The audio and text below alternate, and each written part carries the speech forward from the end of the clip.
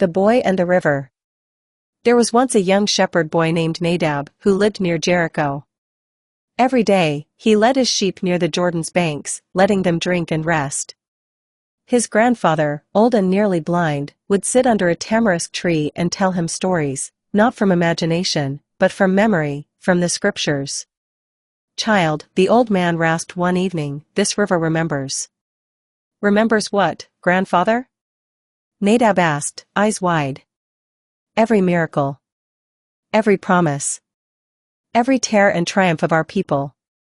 The boy leaned in, and the stories flowed like the river itself. The river of crossing. Many generations ago, the grandfather began, our ancestors stood at this very river. They had wandered 40 years in a desert, longing for a home. And when their leader Joshua brought them here, the waters parted, just like they had for Moses at the Red Sea.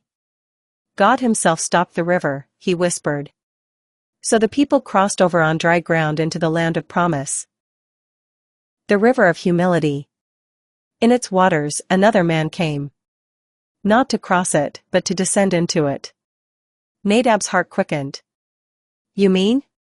"Yes," his grandfather nodded slowly. "Jesus. The Lamb of God." He stepped into the Jordan, where his cousin John was baptizing. He had no sin, yet he chose to be baptized, to show the way for all of us. The old man paused, his voice full of reverence. And when he rose from the water, the heavens opened, and a voice said, "This is my beloved Son, in whom I am well pleased." The river of change. As the sun dipped low, casting golden light across the water, Nadab asked, "Why this river, grandfather? Why not a great sea or a mighty stream?" The old man smiled. "Because God often chooses what is humble to do what is holy. The Jordan is not proud, but it is faithful. It bends, it flows, it serves. And that is how God moves. A river for us all." That night, Nadab looked out at the river with new eyes. He no longer saw only water, but a testimony. The Jordan was more than geography. It was a living symbol. Of promises fulfilled. Of hearts transformed.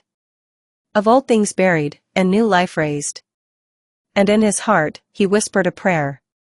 "Let me be like this river, Lord, humble, faithful, and full of your presence."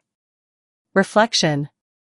The River Jordan has been a sacred witness to God's power throughout history. A barrier turned into a bridge for Israel, Joshua 3.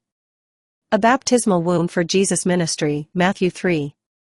A symbol of spiritual rebirth for all who believe.